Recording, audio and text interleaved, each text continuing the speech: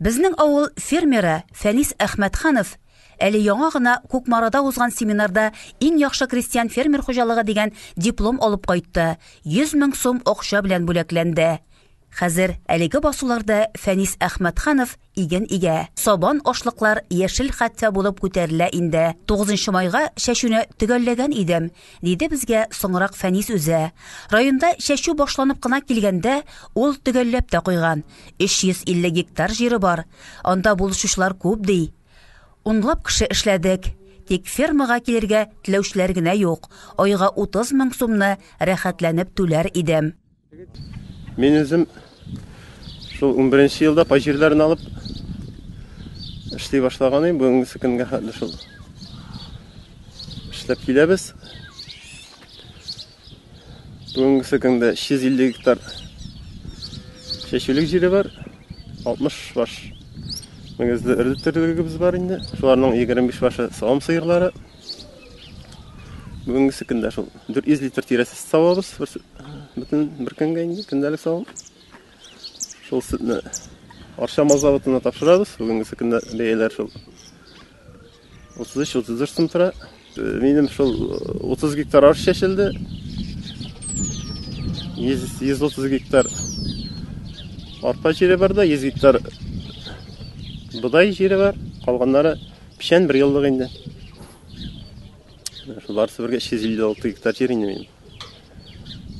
Быелгы елда шул яз соңарак килде, чәчүләрне соңарак, чәчүләр соңарак бетте инде. Без 9 майга шул чәчеп куялдык. Булышырга булышчылар булды, сәйбәт. Кыска сырыкларны чәчеп бетердек алдык инде. Тормыш иптәше белән эш малай үстерәбез. Малай, олы малай инде. Училищеда укый. 2 малай шул мәктәптә укыйлар аны, кичкенәләр. Алар безнең өчен ярдәмчеләр инде, олы малай. Каникулларда шул техникада, любой техникада утырып эшли ала инде. Ортанчы малай күбрәк ферма тирәсендә сыерлар, көтүлекләрне менә аның сынап тапшырабыз инде, каникулга чыккач. Кичкенә малай кичерәк әле 1-нче класста шул абыйсыларына булышып йөри инде. Шул хатын белән бергә эшләп киләбез инде. Узган ел авылда яңа мәчет ачылды. Авыл өстендә яңадан азан авазы яңгырый. Әлеге изге игелекле эштә Фәнис Әхмәтханов башлап йөргән, зур өлешен керткән. Фәнис тә авылның киләчәге турында уйлана. Мин төпчек малай идем, ди ул. Әти белән 5-нче класстан көтү көттем. Ул минем төп йортта калуымны бик теләде. Нигезне бетерәсе килмәде. Төпчек улыбыз Инсаф әле 1-нче класста гына. Мин дә аңа әкренләп әнә шул фикерне төшендерергә тырышам инде. Фәнис белән Гүзәлнең 3 уллары бар. Улысы Сәйдәш мәктәпне тәмамлап, Тәтештә көллияттә укый. Киләчәктә гражданнарны яклау хезмәткәре булачак. Кәрим 7-нче, Инсаф 1-нче сыйныфта укый. Алар барысы да әти-әниләренең төп булышчылары. Гарифчыларга субсидиялар, арзан льготный бәядән субсидиялар бирелә. Алып кайту Казаннан кайтырга кирәк, шул кайту юлы читенрәк, безнең шикелле кичкенә хуҗалыкларга бензовозлар яллап, кайтуы авыррак. Ул кичкенә хуҗалыкның тоннасы да әзрәк туры килә инде. Булай льготный гарифчылар бирелә инде. Льготный менә 5 французлы кредитлар белән яңа техникалар алып кайттык инде. Трактор алдым бер 12-21 82 алдым шул программа белән 5 французлы кредит белән. Программалар эшләп тора инде, программаларда катнашып эшләргә була.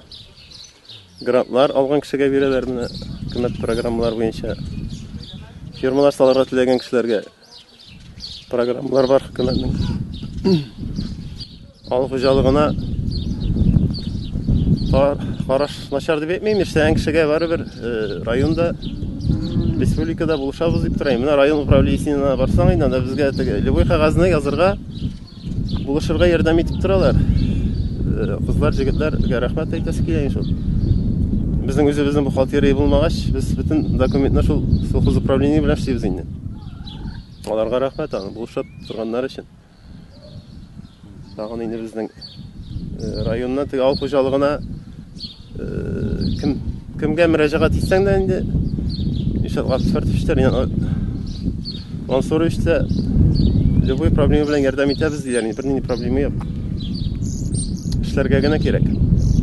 Фәнис Әхмәтханов хуҗалыгында 60 мөгезле эретерлек бар. Сөтне Орша сөт комбинатына тапшыра, литрын 31 сумнан. Грантлар алганы булмаса да, Фәнис дәүләт ярдәме сизелерлек ди. Шактый гына техникада алган, ангар төзеп куйган, терлек тораклары менә дигән. Күбрәк үз көченә таянып эшләүче фермер ул.